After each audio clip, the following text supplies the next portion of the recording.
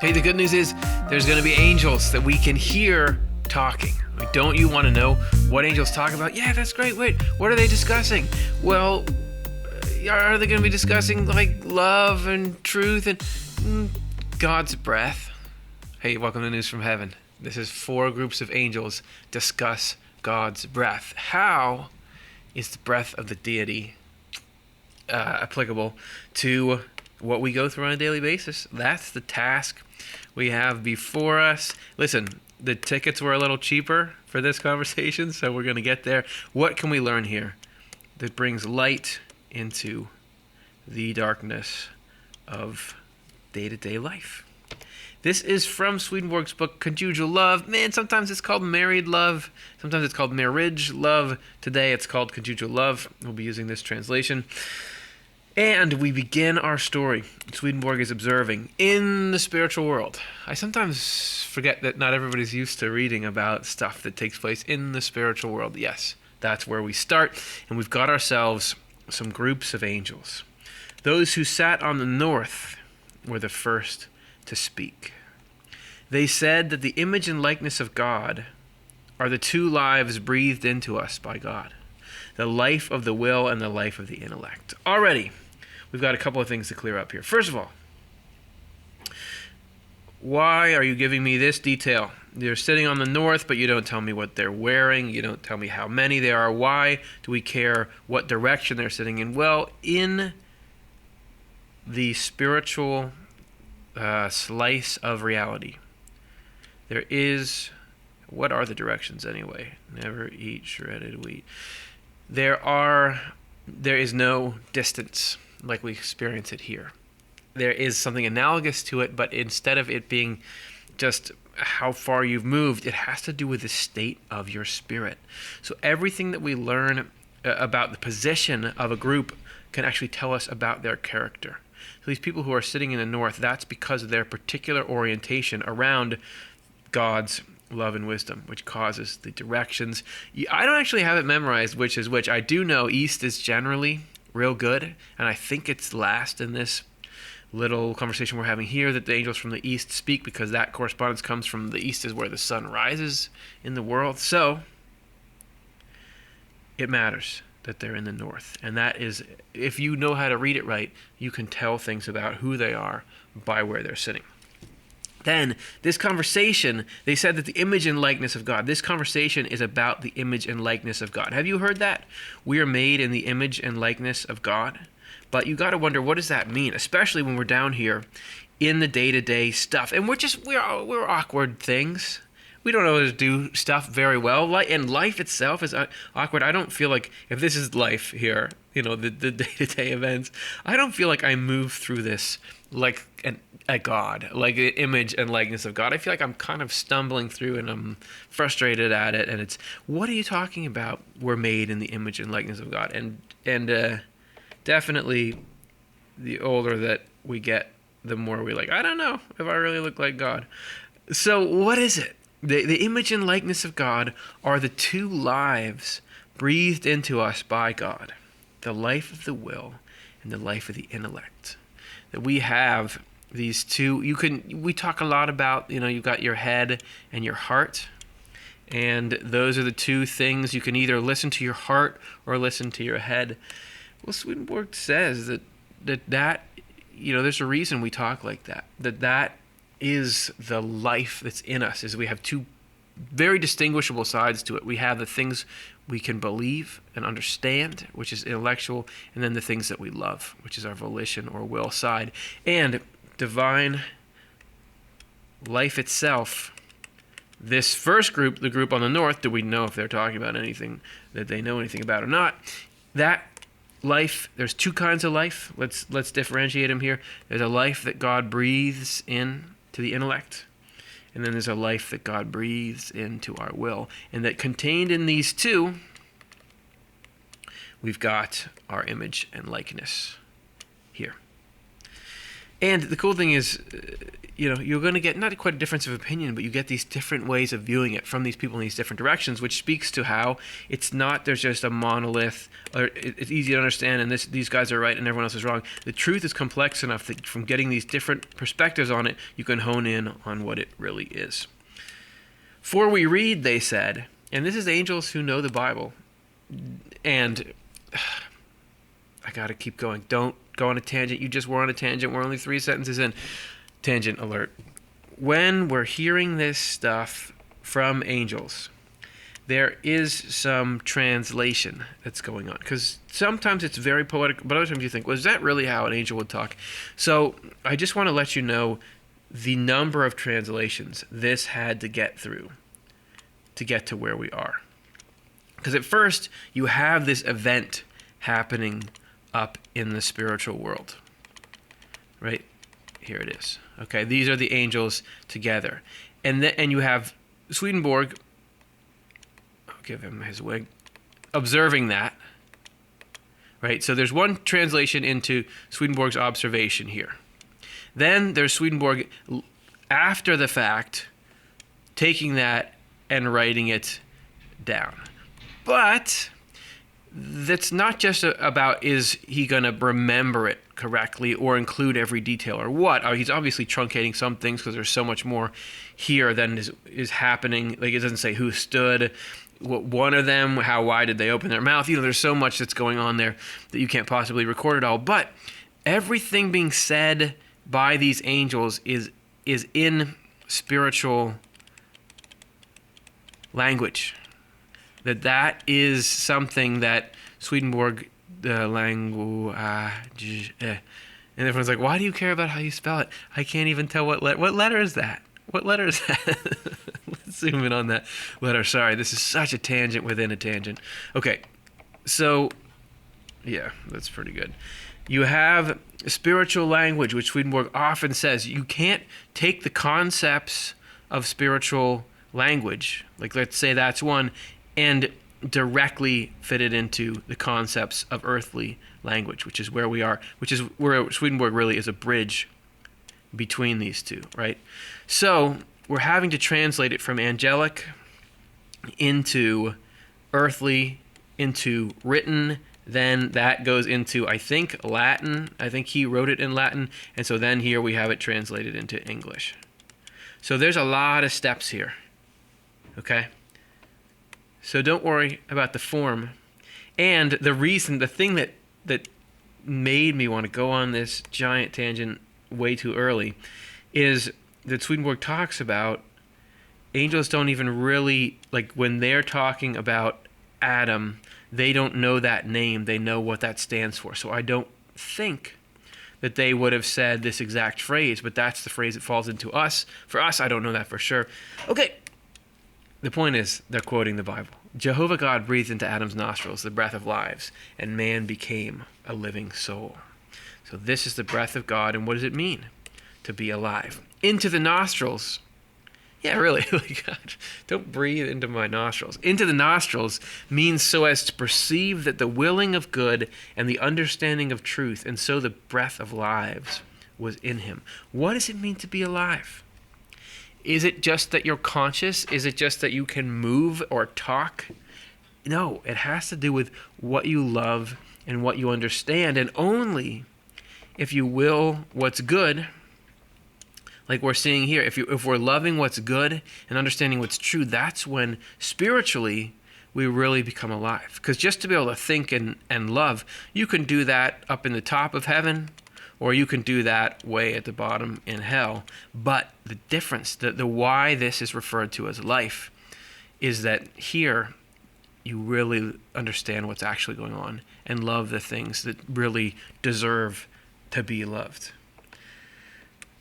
Since life was breathed into, was in him, and since life was breathed into him by God, the image and likeness of God means his uprightness arising from wisdom and love, and from righteousness and the powers of judgment present in him.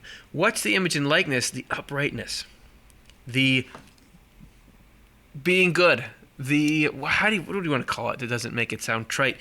When we see people, so we're talking about awkwardness and limitedness here. And that's shared by all the people that are around us. However, there is also this absolute majesty and beauty to human beings. Haven't you just totally admired somebody before? Haven't you had it where an action that somebody took, or a sacrifice somebody made, or some kind of something somebody taught you, or just a person you appreciate, haven't you absolutely seen something elegant and beautiful in a person?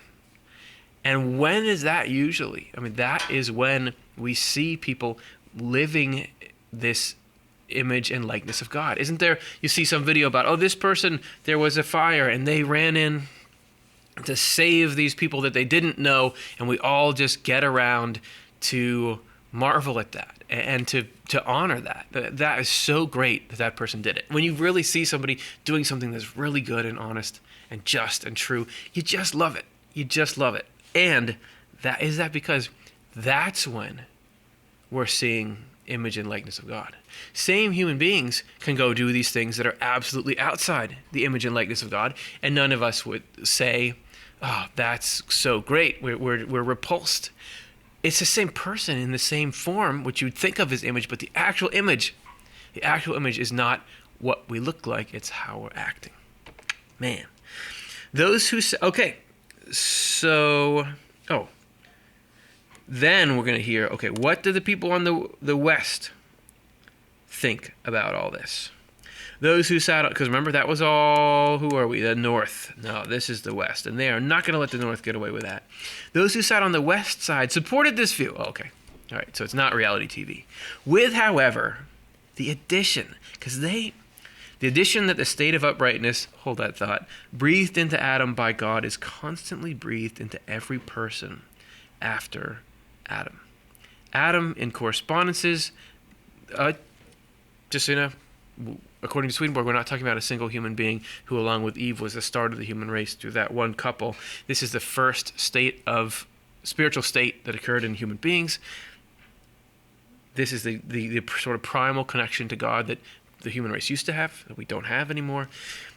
But even after that, you have this uprightness constantly breathed in. So here you have a little bit of this. You remember this super moving diagram I drew up here, where you have these different perspectives, and the North is giving us something that is true, but the people in the West are expanding that to say, look, from where we are here, we can understand that this diagram of the wisdom and the love coming in is not just for people in the past or specific individuals. This is everyone.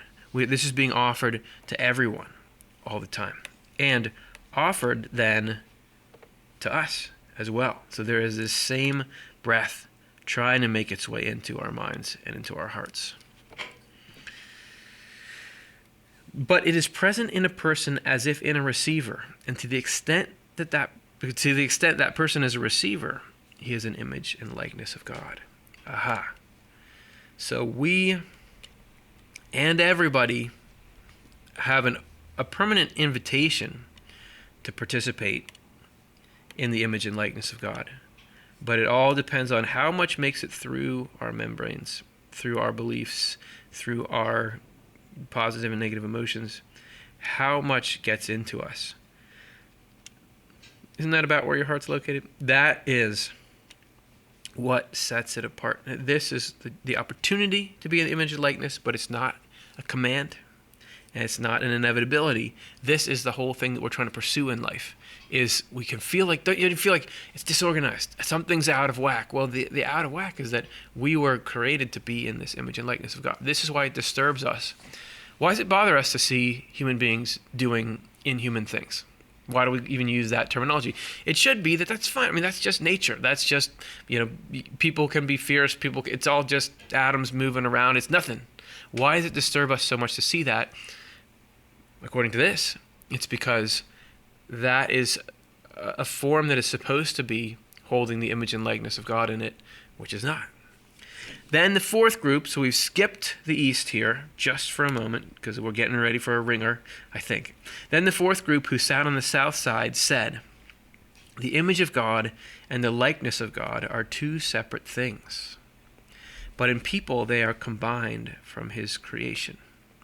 Okay, So image and likeness, we could split those out. They're meant to be together, which, by the way, is the theme of creation. To unite love and wisdom is what heaven is. Some kind of inward illumination shows us, okay, so these people on the south have something going on inside them, some kind of light, streaming, as we showed, into their intellect, right here, that shows them that the image of God can be destroyed by man, but not his likeness. Oh, okay. So the image is something we're striving towards, but the likeness is something that maybe we are. This is what the group on the south side believes, that we can have that likeness no matter what. And is that okay? So if I was speaking in a south side state of mind, might I just say that the scenario I was just describing, in which somebody is doing something that is gross and we are bothered by it, is it because the dichotomy is actually this person has the likeness of God, that it looks like you should be loving, and that's what a human being should be like, but you don't have the image. You're not working through that, so it's this splitting of the two things that should be together. This is visible, as it were, through a screen from the fact that Adam retained the likeness of God after he had lost his image. For we read after he was cursed, "See, man is as one of us, knowing good and evil." Afterwards, he is called a likeness, but not an image of God. See Genesis 5:1. But we would leave it to our colleagues from the East. See, I don't know if they use that actual term, but hey, we have a good professional relationship with these people here. Let's hear what they have to say. Who therefore enjoy better illumination to say what the image and likeness of God properly are. So a couple of things here. So they're saying, again, my priceless diagram up there, we've moved too far, so let's do it again.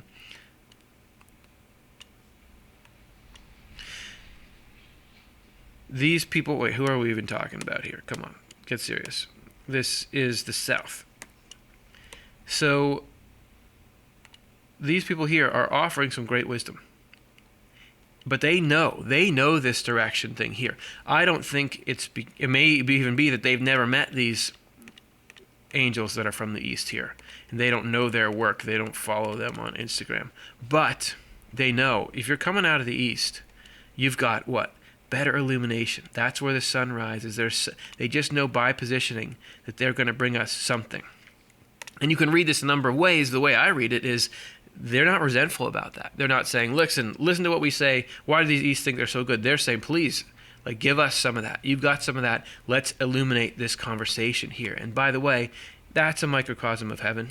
What heaven is to say, we don't care who's got the best information or the hierarchy of who's the most good at whatever. What we want is to learn and to serve the common good. So if you can bring it, and we'll be joyfully acknowledging the great thing that was brought, not by you, but from God. Where is that illumination coming from? Because we're saying East is closer to the sun. It's the Lord. So this is all the Lord anyway. And to understand that and joyfully embrace the common good rather than the good of your own rank and status, that's what makes you happy. Then, when there was silence, those who sat on the east side rose from their seats and looked up to the Lord. They sat down again and said, so they have a little preamble, that an image of God means a receiving God. And since God is love itself and wisdom itself, the image of God is the means in a person of receiving love and wisdom from God. So we have in us the fact that we have these, let's say we have these spaces here where you can receive, okay? And if that's our image,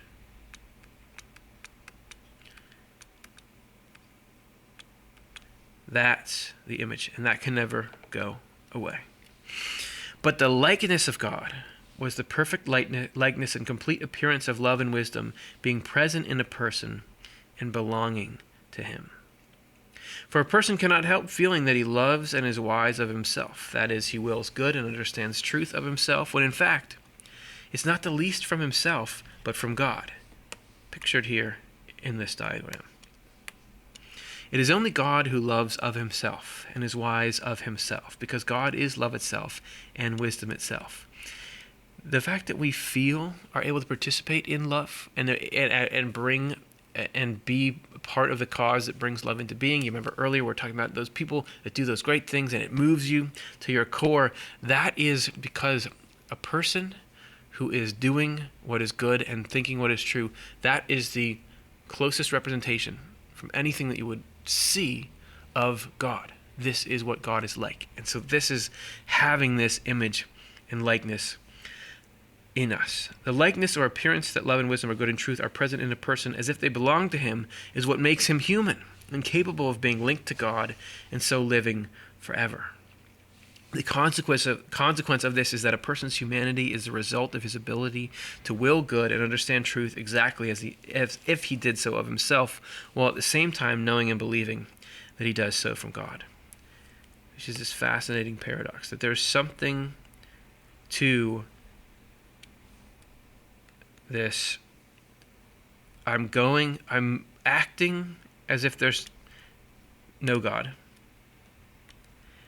and believing that this is coming from God, which seems a little dissonant, but what I think is cool about it is once you start to try to do that, or so I've been told, you gain this closer partnership, because you're not as much I'll find the full experience of God as something outside of me, but I'm beginning to recognize that God and I are moving together, that God is the life in me. And as we do that, then we achieve this kind of union that is heaven and is the image and likeness of God. For to the extent that he knows and believes this, God places his image in a person. It would be otherwise if he believed that it was of himself and not from God.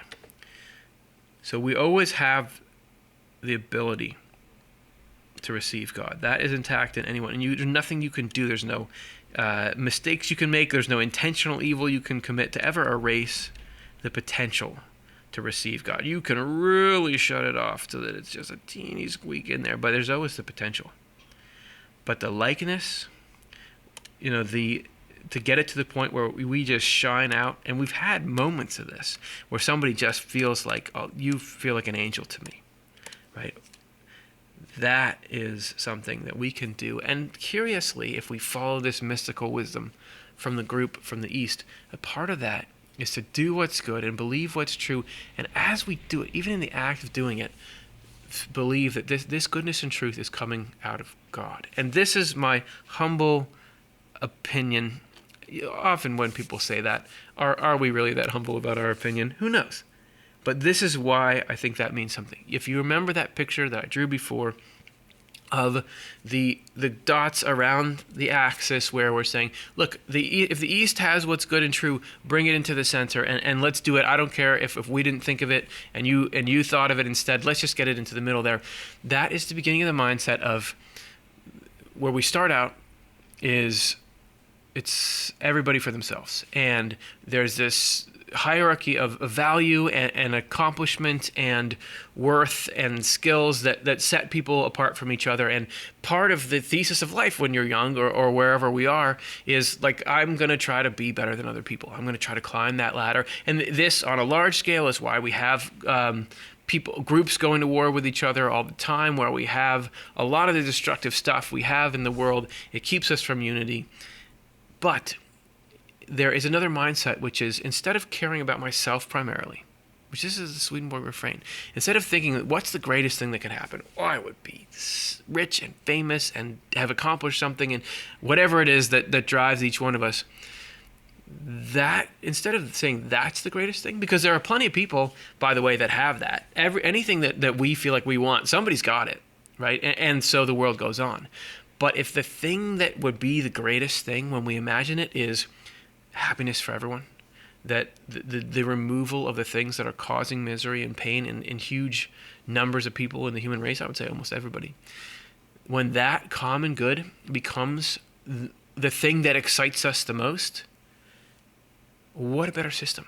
And what a way that we can actually experience community and joy and happiness to a level that's beyond anything you can experience otherwise. And this is what Swedenborg says is heaven. And that's what separates it. So the more that we can, even when we do things that we feel like are good, because it's our own desire to be greater than others in whatever form that most shuts that little door off for us so that we can't accept the love and wisdom from God, the more that in the moments we do the things that would make us feel like we're better than others, we say, look, I don't even want credit for this. I want the help that's coming out of it, and that is what it is to acknowledge God.